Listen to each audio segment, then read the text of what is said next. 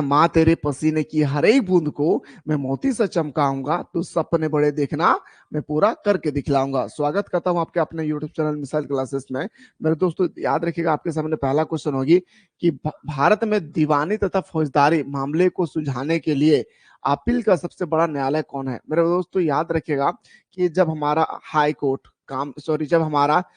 काम करना बंद कर दे, या मेरे दोस्तों डिस्ट्रिक्ट कोर्ट, जैसे हम लोग जिला कोर्ट कहते हैं, धनबाद का अलग है, गिरिडीह का अलग है, लोहरदंगा का अलग है, रांची का अलग कोर्ट है, तो ये कोर्ट काम करना बंद कर देता है तो हम लोग कहाँ जाते हैं, हाई कोर्ट। हाई कोर्ट भी हमें ट्रांसफर कर देता है तो कहाँ जाते हैं, सुप्रीम कोर्ट, जिसे हम लोग क्या बोलते हैं सर, याद रखिएगा, उच्चतम न्यायालय। क्या बोलते हैं सर, उच्चतम न्यायालय। याद रखिएगा, एक होता है सर हमारा सुप्रीम कोर्ट, एक होता है सर हमारा हाई कोर्ट। याद रखिएगा, एक होता है हमारा हाई कोर्ट, एक होता है हमारा सुप्रीम कोर्ट। सुप्रीम कोर्ट का कहाँ पे है, न्यू दिल्ली में, दिल्ली में। याद रखिए, सुप्रीम कोर्ट कहाँ मेरे भाई, दिल्ली में। और हाई कोर्ट, हर एक राज्य में एक एक हाई कोर्ट होता है, इस बात को याद रखिएगा, ठीक है। उच्चतम न्यायालय के मुख्य न्यायाधीश के पद और गोपनीयता का शपथ दिलाता कौन है। मतलब उच्च न्यायालय की जो मुख्य न्यायाधीश होती है ना, जो कहता है ना कि ऑर्डर ऑर्डर ऑर्डर, मुंह में लगाओ पाउडर, नहीं तो हो जाओगे काले, ये जो कहता है, वो उनका जो शपथ जो दिलाते हैं ना, वो शपथ कौन दिलाता है, तो बताएंगे सर राष्ट्रपति। याद रखिए, क्या बताएंगे सर, राष्ट्रपति। क्या बताएंगे सर, राष्ट्रपति। क्या हुआ जिन्नत, राष्ट्रपति, ठीक है। चलिए सर अगला बताइएगा, उच्चतम न्यायालय के मुख्य न्यायाधीश की सेवानिवृत्ति की होने की आयु कितनी है। मतलब मेरे दोस्तों यहाँ पे एक बहुत बड़ी क्वेश्चन आती है, क्वेश्चन नंबर 3। ये जो हमारा सुप्रीम कोर्ट है, मेरे बात को गौर से सुनिएगा, जो हमारा सुप्रीम कोर्ट है, ये सुप्रीम कोर्ट के जो मुख्य न्यायाधीश होती है, वो कितने साल तक सर्विस कर सकते हैं, तो अपने उम्र का 65 साल तक। याद रखिएगा, अपने उम्र का 65 साल तक, ना कि 65 साल तक जॉब कर सकता है, नहीं। आज अगर मेरा 64 साल हुआ है और मैं सुप्रीम कोर्ट का चीफ जस्टिस बना हूं, तो 1 साल के बाद मैं रिटायर हो जाऊंगा। याद रखिएगा, ठीक है। उच्चतम न्यायालय के न्यायाधीश को वेतन किस कोष से दिया जाता है, तो बताएंगे सर ये जो हमारा कोष दिया जाता है ना, क्वेश्चन नंबर 4, तो बताएंगे सर ये दिया जाता है हमारा संचित कोष से। जो हमारा उच्चतम न्यायालय की जो न्यायाधीश होती है ना, उसका जो वेतन दिया जाता है वो संचित कोष के द्वारा, ठीक है। उच्चतम न्यायालय के किस अनुच्छेद के तहत राष्ट्रपति को सलाह दे सकता है। उच्चतम न्यायालय जो है किस, आपसे पूछा गया उच्चतम न्यायालय किस अनुच्छेद के तहत राष्ट्रपति को सलाह दे सकता है, ठीक है। तो बताएंगे सर, याद रखिएगा, option number option number B क्या हो जाएगी, हमारा अनुच्छेद नंबर 143। याद रखिएगा, ठीक है। क्वेश्चन नंबर 6 है, उच्चतम न्यायालय में वर्तमान में मुख्य न्यायाधीशों सहित कुल कितने न्यायाधीशों की संख्या है। और क्वेश्चन नंबर जो 6 है मोस्ट इंपॉर्टेंट है। देखिए मेरे भाई, कह रहा है कि उच्चतम न्यायालय में वर्तमान में मुख्य न्यायाधीश, जो हमारा एक मिलॉट होती है ना, जो यहाँ पे काटघेरा में यहाँ पे जो बैठा रहता है, उसके बाद मेरे दोस्तों इधर दो काटघेरा होता है, फिर यहाँ पे लोग बैठे हुए थे, तो इसके अलावा और कितना जो है हमारे यहाँ पे न्यायाधीश है, तो बताएंगे सर, याद रखिएगा 34 को। कितना दोस्तों, 34 को। याद रखिएगा। गुड मॉर्निंग, कोई दिक्कत नहीं है। चलिए अगला क्वेश्चन बात है सर, उच्चतम न्यायालय के गठन का वर्णन किस अनुच्छेद में किया गया है। उच्चतम न्यायालय का जो गठन है, आखिर वो कौन सा अनुच्छेद में किया गया, ये आपसे पूछा गया, तो अनुच्छेद नंबर 124। किसके बारे में सर, सुप्रीम कोर्ट के बारे में। सॉरी भाई, सुप्रीम कोर्ट के बारे में किसमें वर्णन किया गया है, 1 to 4। कहां पे सर, 1 to 4 कहां पे किया गया है, 1 to 4 में किए गए हैं, ठीक है। जैसे अगला क्वेश्चन, क्वेश्चन नंबर 8, उच्चतम न्यायालय में मौलिक अधिकारों की रक्षा करने के लिए किस अनुच्छेद के तहत 5 प्रकार का रीट जारी होती है। सबसे पहले एक बार आप लोग गौर कीजिएगा मेरे बात को।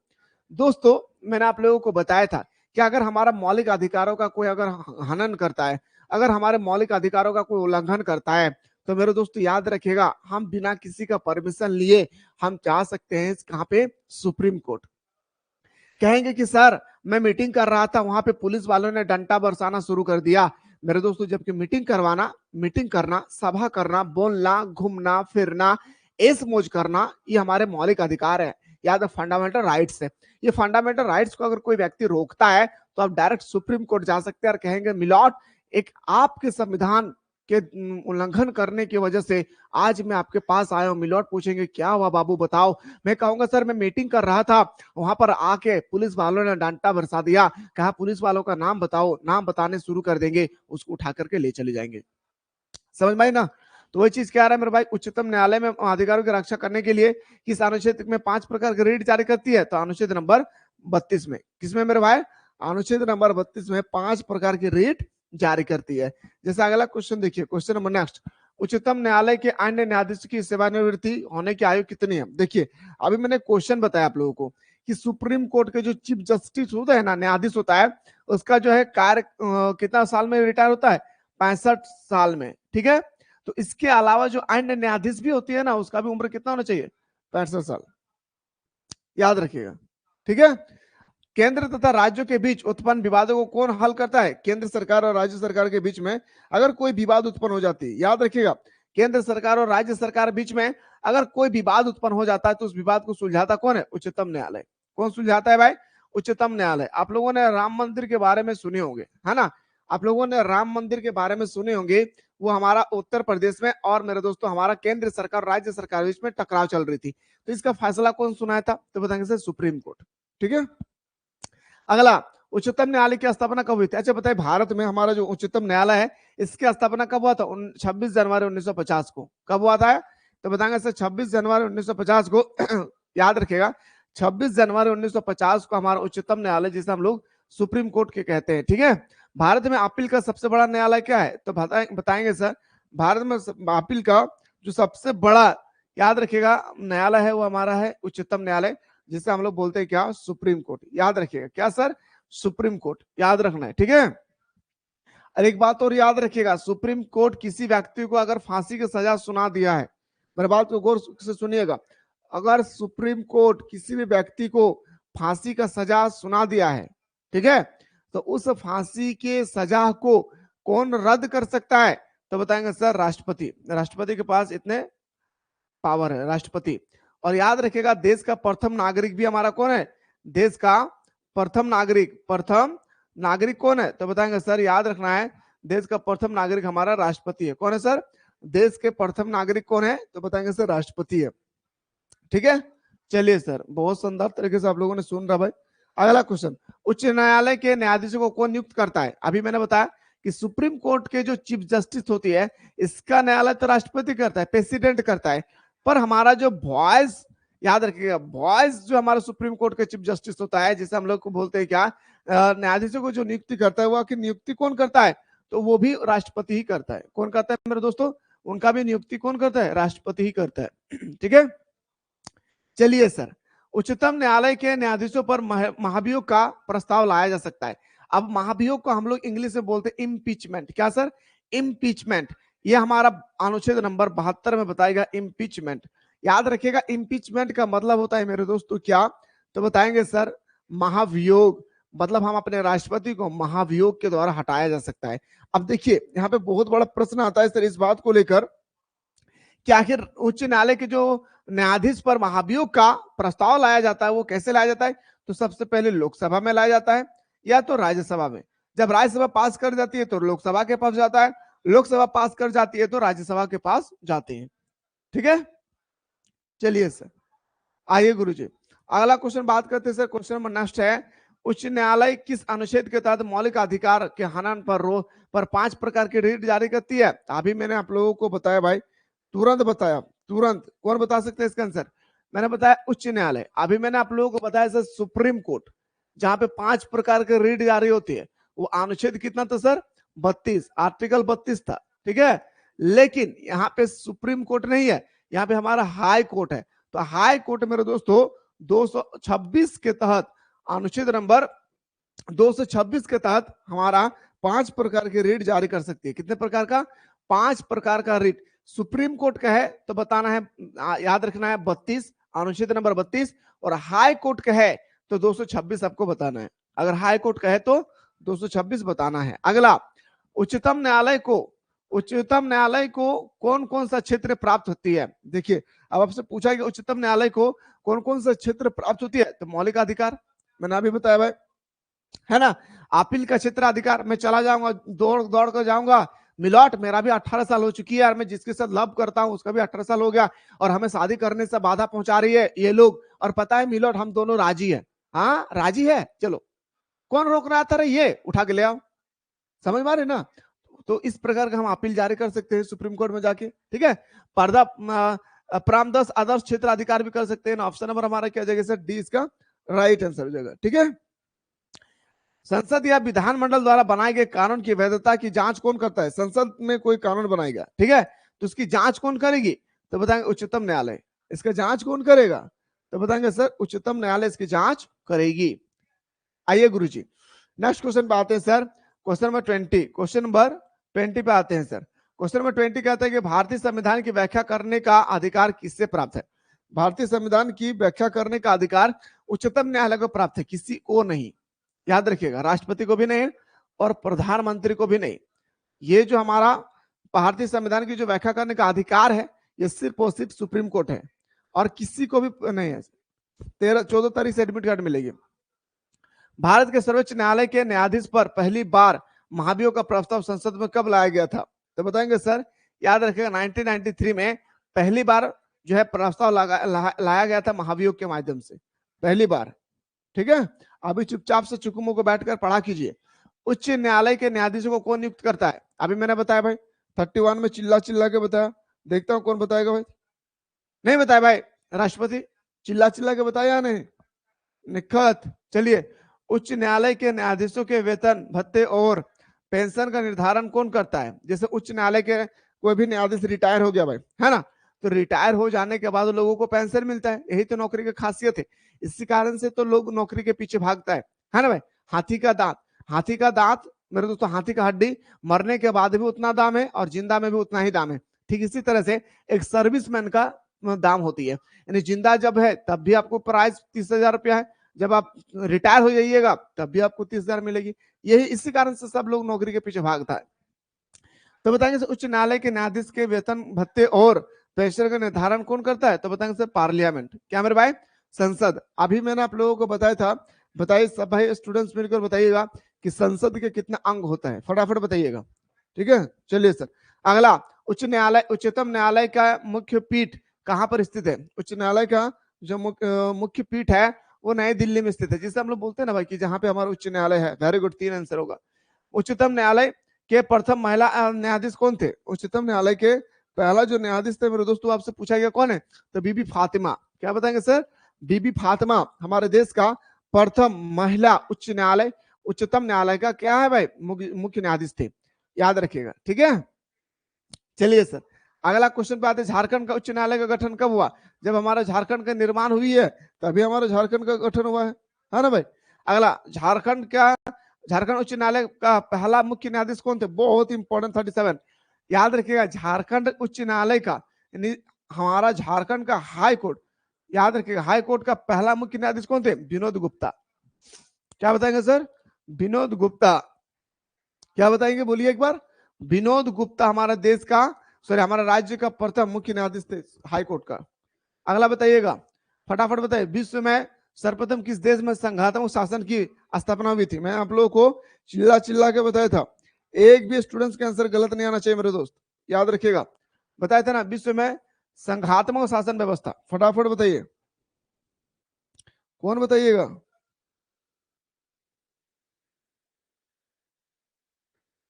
फटाफट बताइए, संघात्मक व्यवस्था अमेरिका होगा। वेरी गुड भाई, वेरी गुड, जिसने अमेरिका बताया था। अगला क्वेश्चन, संविधान के प्रावधान के अनुसार भारत का क्या कहा गया है? याद रखिएगा, ये क्वेश्चन मोस्ट इंपॉर्टेंट आपके लाइफ के अकॉर्डिंग, एग्जाम अकॉर्डिंग तो है ही है। Bharat India is a not a country. मैंने आप लोगों को बताया था क्या? India is a not a country but India is A union of state. मैंने आप लोगों को बताया था भारत एक देश नहीं है, भारत राज्यों का संघ है। मैं बताया था ना, तो भारत राज्यों का संघ है, राज्यों का संघ। इन ऑप्शन नंबर कभी मत भूलिएगा, भारत एक देश है। बोलिए, भारत राज्यों का संघ है। राज्यों का संघ का मतलब होता है कि भारत से कोई भी राज्य अलग नहीं हो सकता है। आप बोलेगा कि झारखंड हम अलग सा देश बना लेंगे, हम भारत के साथ कोई कनेक्शन नहीं रख सकते हैं, वैसा नहीं कर सकते आप, याद रखिएगा। अगला, संघ सूची में कुल कितने विषय होते हैं? मैंने अभी आप लोगों को कल बताया भाई, बताइए 3 नंबर। संघ सूची में 100 विषय होते हैं। कितना? याद रखिए, संघ सूची में कानून बनाने का अधिकार किसको होता है? तो बताएं, केंद्र सरकार को। किसको होता है मेरे भाई? केंद्र सरकार को, बताया था ना। चलिए याद रखिएगा, भारत की संघीय व्यवस्था में अवशिष्ट शक्ति किसके पास होती है? अवशिष्ट शक्ति मतलब होता है, एक हमारा सर होता है संघ सूची, राज्य सूची, समवर्ती सूची, है ना। संघ सूची, राज्य सूची और समवर्ती सूची, इन तीन के अलावा एक होता है सर हमारा कौन? अवशिष्ट शक्ति। तो अवशिष्ट शक्ति में कानून बनाने का अधिकार किसके पास होता है, आपसे पूछा गया। तो पार्लियामेंट के पास। किसके पास मेरे भाई? पार्लियामेंट के पास होता है। इस बात को याद रखिए, किसके पास होती है? पार्लियामेंट के पास होता है। चलिए अगला क्वेश्चन देखिए, समवर्ती सूची में कितना विषय का उल्लेख किया गया? समवर्ती सूची में आखिर कितने प्रकार के विषय का उल्लेख किया गया है? 52। कितना? 52। पहले कितना था? 47। 5 को और जोड़ दिया गया तो कितना हो गया? 52। याद रखिएगा कितना हो गया सर? 52। अगला, विश्व में कौन सा देश साथ आकर संघ बनाने की पद्धति पर गठित हुई है? तो वो देश का नाम था हमारा एक प्रकार का अमेरिका, ऑस्ट्रेलिया, स्विट्जरलैंड और ऑप्शन नंबर डी। ठीक है, चलिए गुरुजी अगला क्वेश्चन बात करते हैं सर, केंद्र शासित प्रदेशों में कौन सा शासन करता है? भाई आपसे पूछा गया कि केंद्र शासित प्रदेशों में कौन शासन करता है? केंद्र शासित प्रदेशों में शासन करता है संघ सरकार। क्या सर? याद रखिएगा, संघ सरकार। केंद्र शासित प्रदेश मतलब याद रखिएगा कौन? जैसे दिल्ली हो गया, लद्दाख हो गए, पुदुचेरी हो गया, बताए थे ना भाई। ये जो हमारा है ना, इसमें कौन शासन करता है? संघ सरकार, है ना। विश्व के कितने देश में संघवाद है? विश्व के कितने देश में संघवाद है? तो लगभग 25 को देश में क्या है? संवाद है। विश्व के किन देशों में एकात्मक सरकार पाई जाती है? एकात्मक सरकार जो पाया जाता है ना मेरे दोस्तों, वो है हमारा जापान में, इंग्लैंड में, चीन में, यानी ऑप्शन नंबर हमारा डी इसका राइट आंसर होगा। राज्य सूची में कितने प्रकार के विषय का उल्लेख किया गया? फटाफट बताइए, राज्य सूची में आखिर कितने प्रकार का विषय का वर्णन किया गया? कौन बताइएगा? राज्य सूची में कितने प्रकार के विषय का वर्णन किया गया है? राज्य सूची में आखिर कितने प्रकार के विषय का वर्णन किया गया है? कौन बताइएगा? फटाफट बताइए, है ना। कौन बताइएगा? कोई नहीं? अरे भाई बताया था ना, राज्य सूची में चिल्ला चिल्ला के आप लोगों को बताया था कि 61 प्रकार का था। हाँ, वेरी गुड वेरी गुड, सबका सही है। चलिए अगला बताइएगा, भारतीय संविधान में कितनी भाषाओं को 8वीं अनुसूची में शामिल किया गया? बहुत इंपॉर्टेंट क्वेश्चन, याद रखेगा मेरे दोस्त। क्वेश्चन नंबर 12 बहुत इंपॉर्टेंट क्वेश्चन। तो 22 भाषा को मेरे दोस्तों याद रखेगा 8वीं अनुसूची में शामिल किया गया। पहले कितना भाषा था सर? पहले हमारा भाषा था 18 को, बाद में जाकर 4 को जोड़ा गया। किसको किसको जोड़ा गया? मैथिली, डोगरी, बोडो, संथाली। मैथिली, मैथिली, डोगरी, बोडो, संथाली, ये 4 भाषा को हमारे अनुसूची नंबर 8 में जोड़ा गया। आप लोगों को मैंने बताया था कि अनुसूची नंबर 8 में किसके बारे में वर्णन किया गया है? तो बताएंगे सर अनुसूची नंबर 8 में भाषा के बारे में वर्णन किया गया है। मैंने आप लोगों को चिल्ला चिल्ला के बताया था, आप लोग शायद भूल गए होंगे, है ना। राज्य पुनर्गठन आयोग की रिपोर्ट किस वर्ष लागू होती है? Question number 13। तो बताएंगे सर राज्य पुनर्गठन आयोग की जो लागू होती है वो 1956 में होता है। ठीक है, 1956 में होता है। निम्न में से किस सूची की चर्चा भारत संविधान में है? किस सूची की चर्चा जो है भारतीय संविधान में? सर राज्य सूची, संघ सूची, समवर्ती सूची। ऑप्शन नंबर क्या हो जाएगा सर? डी हमारा राइट आंसर होगा। सिंपल से तो फंडा है सर। क्या हो जाएगा सर? हमारा डी हमारा राइट आंसर हो जाएगा। अगला क्वेश्चन बात करते हैं सर, किसी ने कहा कि हम संविधान में संघ नहीं बल्कि यूनियन शब्द का प्रयोग किया गया है? बहुत इंपॉर्टेंट क्वेश्चन, 15 नंबर, बहुत इंपॉर्टेंट क्वेश्चन। कहता है कि किसने कहा कि हम संविधान में संघ का नहीं बल्कि यूनियन शब्द का प्रयोग करते हैं? तो डॉक्टर भीमराव अंबेडकर। सरकारियां आयोग संबंधित है भाई, आपसे पूछा गया क्वेश्चन नंबर 16 में कि सरकारियां आयोग संबंधित है किसे? केंद्र सरकार से। जब भी सरकार की बात आए केंद्र सरकार लगाना है। क्या सर? केंद्र सरकार लगाना है। अगला, शिक्षा किस सूची के अंतर्गत आता है? मेरे दोस्तों मैंने चिल्ला चिल्ला के बताया था कि सूची 3 प्रकार का होता है ना। संघ सूची में कानून बनाने का अधिकार केंद्र सरकार को है। राज्य सूची में कानून बनाने का राज्य सरकार को है। समवर्ती सूची में कानून बनाने का अधिकार किसके पास होती है? तो केंद्र सरकार और राज्य सरकार दोनों को होता है। तो सामवर्ती सूची में कौन शामिल होता है? जैसे जंगल हो गया, है ना, जैसे मेरे दोस्तों शिक्षा हो गया, इसमें दोनों कानून बना सकता है ना। जैसे एग्जाम्पल में दे रहा हूं, पहले 3 साल का ग्रेजुएशन था, ठीक है, अब कर दिया कितना? 4 साल का ग्रेजुएशन। ये सिर्फ झारखंड में नहीं पूरे भारत में हुआ है। तो बता सकते सर इस प्रकार हमारा जो आंसर हो जाएगा ये हमारा क्या हो जाएगा? क्वेश्चन नंबर 17 का जो आंसर हो जाएगा मेरे दोस्तों वो हमारा होगा समवर्ती सूची। ठीक है, किसने कहा भारतीय संविधान अर्ध संघात्मक है? आखिर ये स्टेटमेंट कहने वाला कौन था? फटाफट बताइए। तो बताएंगे सर केसी वहियार।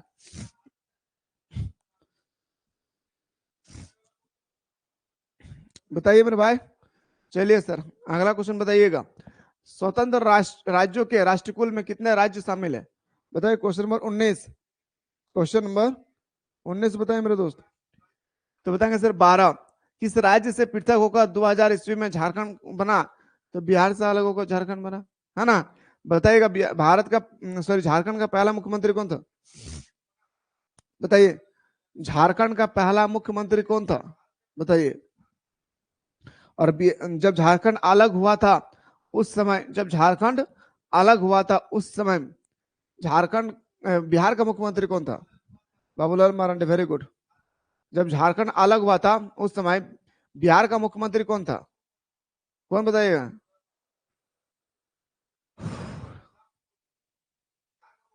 राबड़ी देवी। नहीं पता है, जान लीजिए, बहुत इंपॉर्टेंट है राबड़ी देवी। अवशिष्ट विषय पर विधि निर्माण का अधिकार किसे है? और उसी सूची का मतलब मैंने आप लोगों को बताया था, इसमें कानून बनाने का अधिकार संघ सरकार को है। पंचायती राज्य विषय है भाई, क्वेश्चन नंबर 22 है, पंचायती राज किसका विषय है?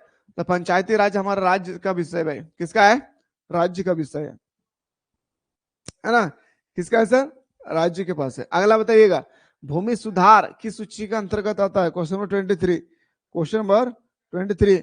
तो भूमि सुधार हमारा किसका? मेरा जमीन का लड़ाई अगर मेरे से होगा तो इसमें मोदी का, राष्ट्रपति का कोई लेना देना होगा नहीं ना, इसमें हमारा राज्य सूची में आएगा। केंद्र राज्य संबंध में विवाद का कारण कौन बना है?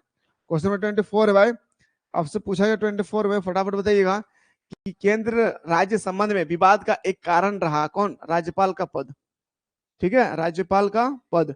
अगला, रेलवे भारत के संविधान के किस सूची के अंतर्गत आता है? रेलवे किसका है भाई? अरे रेलवे क्या मोदी का है या हेमंत सरकार का है?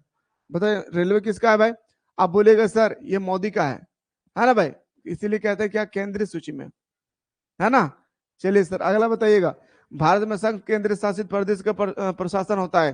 26 पूछा गया कि भारत में संघ केंद्र शासित प्रदेश का प्रशासन होता है कौन? राष्ट्रपति। कौन होता है सर? राष्ट्रपति होता है। अगला बताइएगा, भारत में निर्वाचन आयोग को किस सूची में रखा गया? निर्वाचन आयोग मतलब जो वोटिंग कराता है निर्वाचन आयोग को किस सूची में रखा गया? तो बताएंगे सर संघ सूची में रखा गया। याद रखिएगा, किसकी सूची में? संघ सूची में। कब किस राज्य में चुनाव कराना है ये वोट तय करेंगे कौन? हमारा, तो बताएंगे सर निर्वाचन आयोग। अगला, क्षेत्रीय परिषदों की स्थापना भारत में कब की गई? क्षेत्रीय परिषदों की जो स्थापना है वो कब किया गया? तो बताएंगे सर, याद रखिएगा 1956 को। कब किया गया? 1956 को। अगला, वित्तीय आयोग का वर्णन किस अनुच्छेद के अंतर्गत किया गया? वित्तीय आयोग का मतलब होता है मेरे दोस्तों, याद रखना है, तो बताएंगे सर वित्तीय आयोग का मतलब होता है क्या? जिसे बजट पेश करना। क्या सर? बजट पेश करना, यानी एक साल के अंदर में कितना किलो, सॉरी कितना लिखा झुका हुआ, कितना रुपए का अर्निंग हुआ, कितना रुपए का हम लोगों ने इन्वेस्ट किया, इससे हम लोग क्या होते हैं? वित्तीय वर्ष, जो मेरे दोस्तों हमारा संसद से पास होती है। याद रखिए, जो हमारा संसद से पास होती है। आइए सर बात करते हैं कि नीति आयोग का गठन कब होता है। देखिए, सबसे पहले मेरे दोस्तों नीति आयोग का नाम क्या था? पहले योजना आयोग। योजना आयोग, योजना आयोग का गठन कब हुआ था? 1950 में।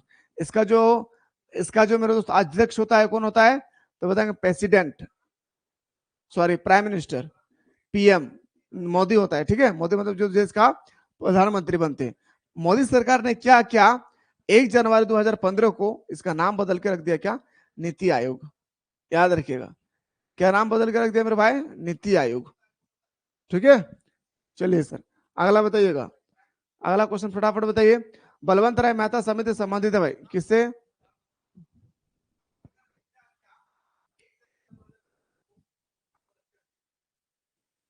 बताइएगा।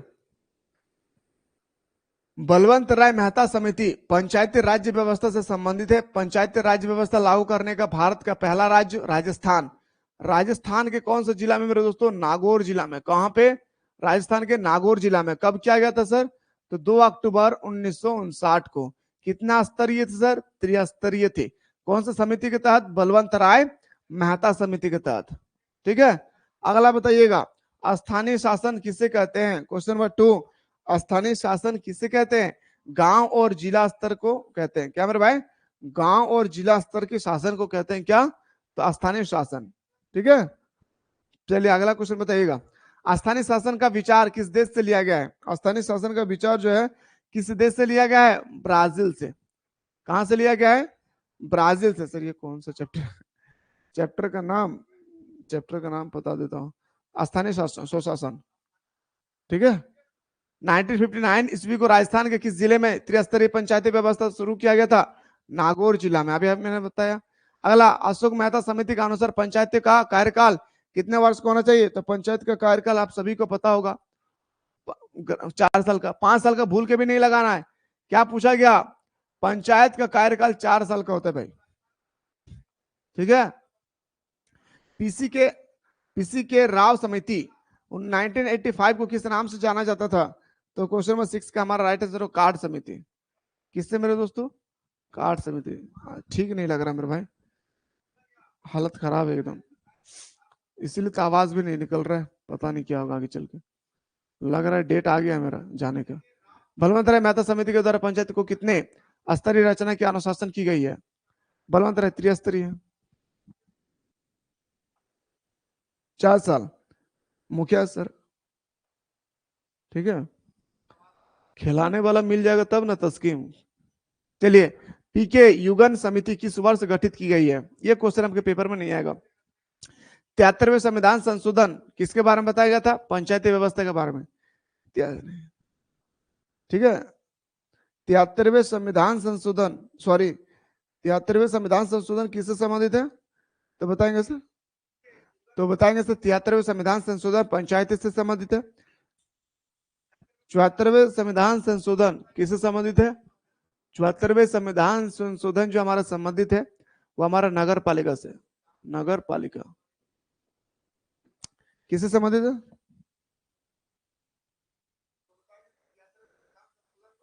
सच में अपने तो दिल खुश कर दिया भाई। नहीं, सिर्फ बोल सकते हैं, कर नहीं पाएंगे, सच बता रहा हूं, है ना। किसी व्यक्ति को नगर निगम का चुनाव लड़ना है, मान के चलिए कि काजल को या ऋतिक को चुनाव लड़ना है, किसका? तो नगर निगम का। तो कहता है कि उसकी न्यूनतम उम्र कितनी होनी चाहिए? बताइए, बताइए जल्दी से। तो बताएंगे सर, ऋतिक का और काजल का कम से कम 21 साल होना चाहिए। 21 साल होंगे तब आप नगर पालिका के बारे में, नगर अध्यक्ष के बारे में आप सोच सकते हैं, है ना। अरे वाह, वेरी गुड, स्वागत है, आप आइए। किस वायसराय ने स्थानीय स्वशासन को निर्वाचित निकाय बनाने की पहल की थी? बताइए। बहुत इंपॉर्टेंट क्वेश्चन नंबर 11, बहुत इंपॉर्टेंट मेरे भाई। क्वेश्चन नंबर 11 जो है बहुत इंपॉर्टेंट है। तो बताएं, किस वायसराय ने स्थानीय शासन को निर्वाचित निकाय बनाने की पहल की थी? तो लॉर्ड रिपन। किसने किया था? Lord Ripon. किसने किया था दोस्तों? लॉर्ड रिपन ने। पंचायती राज्य का कार्यकाल कितने वर्ष का होता है? तो याद रखिएगा, क्वेश्चन यहाँ पलट गया। पंचायत राज्य पूछा जाएगा तो बताएंगे सर 5 साल का। यहाँ पे पंचायती राज्य था, और यहाँ पे मेरे दोस्तों गौर कीजिएगा, क्या है? गौर कीजिएगा, याद रखिएगा, पंचायत का कार्यकाल किसके अनुसार? अशोक मेहता का अनुसार 4 साल था, लेकिन पंचायत राज्य व्यवस्था का कार्यकाल 5 वर्ष का होता है। इस बात को याद रखिएगा। मुखिया का कार्यकाल 5 वर्ष, जिला परिषद का कार्यकाल 5 वर्ष, समिति का कार्यकाल 5 वर्ष, वार्ड का कार्यकाल 5 वर्ष, याद रखिएगा। अगला, अच्छा कोई दिक्कत नहीं है। पंचायत चुनाव में महिलाओं को कम से कम कितने प्रतिशत सीट आरक्षित होनी चाहिए? कहता है कि जिस तरह से मर्द लड़ सकता है उस तरह से महिला भी लड़ सकती है। यह आपसे पूछा गया कि पंचायत राज व्यवस्था में कितना % सीट जो है महिलाओं के लिए आरक्षण होना चाहिए? 33%। मान के चलिए 100 को मुखिया है, जिसमें से 33 को सिर्फ ओमेन होना चाहिए। और मेरे दोस्तों याद रखना है 67 को क्या होगा? मैन होगा।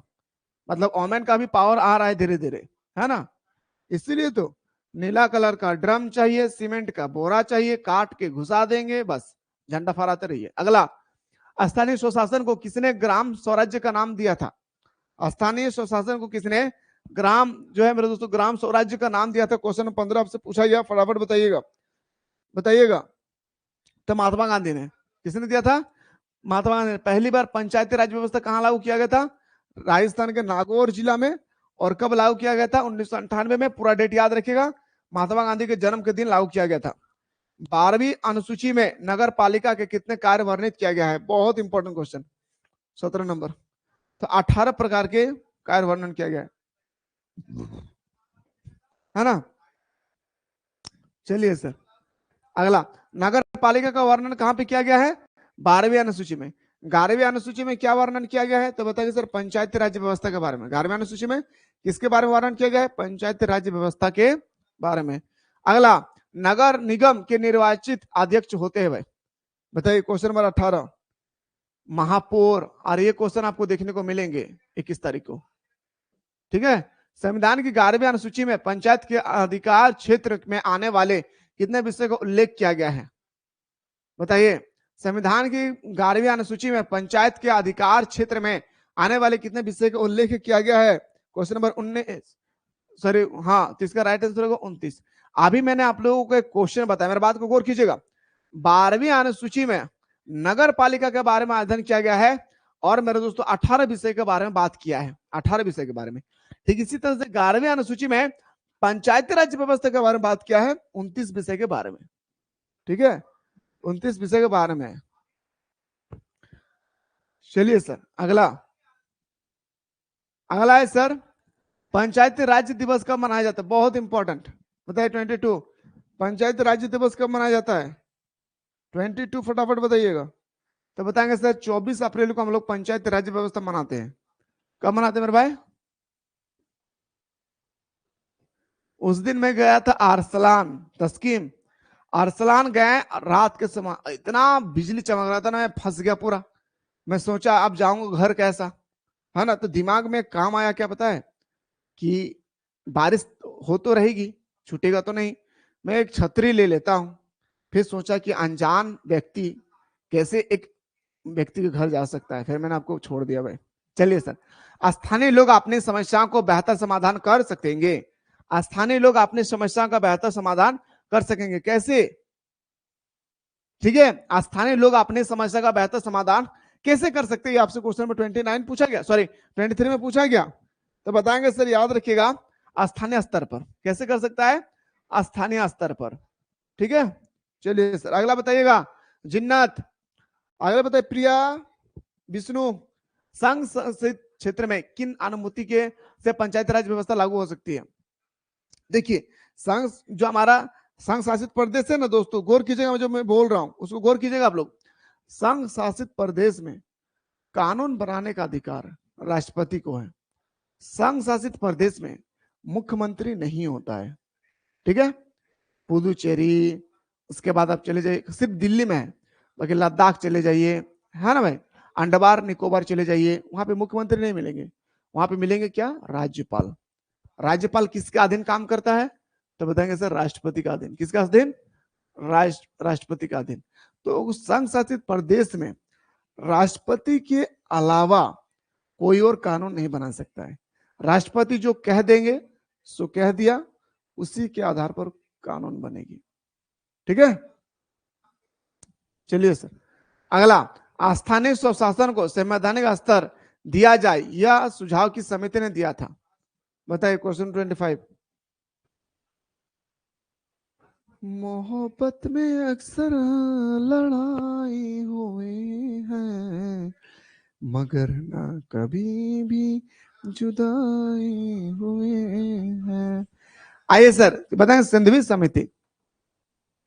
अगला बताइएगा, भारत में नागरिक प्रशासन का अस्तित्व कब आया? 26 का बताइए, फटाफट आइए। तो बताएंगे सर, भारत में नगरीय प्रशासन की जो शुरुआत हुई थी ना, वो 1883 को हुआ था, है ना। क्या जो सर 1883 को हो जाएगा।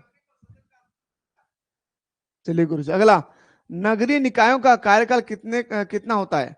नगरीय निकायों का कार्यकाल कितना होता है, मतलब होता है मेरे दोस्तों, कितना है, नगरीय इकाइयों का जो कार्यकाल होता है ना, वो भी 5 साल का होता है। वेरी गुड, सबका सही है भाई। अगला बताइए, ग्राम पंचायत निम्न में से कौन सा शुल्क लगा सकती है?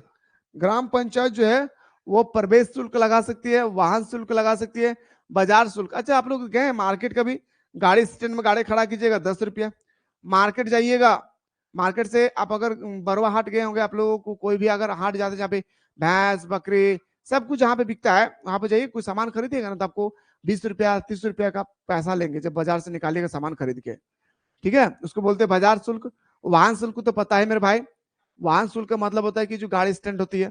प्रवेश शुल्क, प्रवेश भी कीजिएगा तब भी आपको पैसा लेंगे 10 रुपया 20 रुपया, है ना। तो किस राज्य में पंचायती राज व्यवस्था नहीं है? आपसे पूछा गया किस राज्य में आखिरकार पंचायती राज व्यवस्था नहीं है? मेघालय में, बाकी सब में है ना। एनआरजी धीरे धीरे लॉस हो रहा है दोस्त। 50 का रस्सी देता है, बिल्कुल विष्णु प्रसाद, वेरी गुड। मैंने भी देखा है इसलिए मुझे पता है, नहीं तो मुझे भी नहीं पता होता। मैं पहली बार जब गया था मार्केट ना, तो मैं बोला कि अंदर जाने का पैसा है, पागल हो गया क्या? ये तो हमारा बाजार है सामान खरीदने के लिए। बोले जी हाँ, आप सामान खरीद सकते हैं, पर यहाँ पे आपको पैसा लगेगी। मुझे नहीं पता था भाई उस समय। अगला बताइए, अशोक मेहता समिति ने अपनी रिपोर्ट का प्रस्तुत कब किया था? अशोक समिति, तो बताएंगे सर 1978 को। हाँ, बताइएगा। संविधान के अनुच्छेद राज्यों का ग्राम पंचायत की स्थापना करने का निर्देश कब दिया? पता है मेरे दोस्त, आप लोग एक बात गौर नहीं किए हैं, पता है क्या? सबको हंसाने वाला अगर खुद रोने लगे तो सोचिए किस दर्द से गुजर रहा है। समझ में आए मेरे बात को? मैंने क्या कहा? सबको हंसाने वाला अगर खुद रो रहा है तो आप सोच सकते हैं कि वो किस दर्द से गुजर रहा है। समझ में आ रहा है? तो मैं इतना, मुझे नहीं लग रहा है कि मैं लाइफ में कभी इतना स्लो पढ़ाया हूँ और मैं कभी इतना धीरे बोला हूँ। पर आज 4 दिन 5 दिन से हमारा शरीर पूरी तरह से अस्त व्यस्त हो चुकी है, अस्त व्यस्त हो चुकी है। जब हम सेशन 23-24 का चल रहा था ना, 24-25, हाँ 23-24 का, तो 23-24 के सेशन में जब हमारा एग्जाम करीब था, दिसंबर जनवरी में, उस समय हमारा फाइनल एग्जाम का कंटिन्यू क्लास चलती है, और उस समय मेरा हुआ था सर, ठीक है। तो यहाँ पे अभी ठीक है आकाश, कल मैंने कॉल किया, कॉल नहीं किया था, मैसेज किया था, कॉल करने का परमिशन नहीं है। तो चेस्ट में मेरा पेन हुआ था जबरदस्त, कभी यहाँ जा रहे कभी वहां जा रहे। लेकिन मेरे दोस्तों, मैं क्लास एक दिन भी नहीं छोड़ा था। मैं सोचा था कि मुझे मरना पसंद है, पर क्लास ना छूटे एग्जाम के समय। इतना प्यार होती है हमारे स्टूडेंट्स के साथ, है ना। समझ पा रहे हैं? तो उसी चेस्ट को सही तरीके से मैं इलाज नहीं कर पाए थे। शायद हो सकता है कि उसका इफेक्ट मेरे पास पहुंच गई है, जहां तक मुझे लग रहा है, पता नहीं, गॉड जानते होंगे। जिस दिन लिखा है टिकट, चले जाएंगे, है ना। मौत से कौन डरता है दोस्त, है ना। जिस दिन लिखा है बेहतर से चले जाएं, कोई रोक तो नहीं सकता है। जिस दिन जिसका टिकट लिखा हुआ है वो टिकट कटेगा 100%, है ना भाई। इसलिए डर के जीवन में कभी जीना नहीं चाहिए, जो है खुल के जिया कीजिए, है ना। कभी किसी से ईर्ष्या, क्रोध, सिकवा, गिला कभी नहीं करना है। समझ में आ रहे ना। कभी किसी के साथ नहीं, अरे वो या कर रहे वो कर रहे, उसको मारेंगे उसको पीटेंगे, वैसा कुछ नहीं है मेरे भाई, है ना। आया है जाना होगा। बस मेरा कहने का मकसद है कि खाली हाथ आए, खाली हाथ जाना नहीं है। खाली हाथ आए हैं, लोग कहते हैं कि खाली हाथ आए हैं खाली हाथ जाएंगे, नहीं। खाली हाथ आए हैं और बहुत कुछ इस दुनिया को देकर जाना है, याद रखिएगा। बहुत कुछ इस दुनिया को देकर जाना है, ताकि मेरे दोस्तों हमारे आत्मा जब भटकते रहे तो कहें कि वाह रे तू क्या शेर था रे एक जमाने में, अरे वाह रे तू क्या इंसान था। पता है, जाके कहेंगे हमसे कि आज भी आपका नाम लेता है इस धरती के लोगों, है ना, है ना। तो लोग वही, और यहाँ कहते ये गाड़ी वो घोड़ा ये बाड़ी, ये घर ये गाड़ी, ये है मेरा वो है मेरा। जब चाहते हैं तो पता चलता है कि कफन में एक जेब तक नहीं होता है ना। क्या होता है? कफन में एक जेब तक नहीं होता है ना भाई। कफन में क्या होता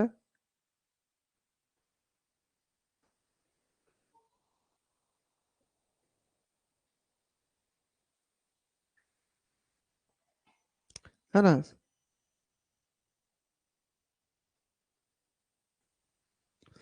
कम उम्र में कामयाब होने का नुस्खा, तो जी जान लगा के मेहनत करना है, और जीवन में एक कॉमरेड बनाइए। कॉमरेड पता है किसको? हाँ हाँ हाँ, 20 लाख से कम है तो उसको, बताया ना, 10 लाख से अगर ज्यादा हो गई तो त्रिस्तरीय पंचायती व्यवस्था।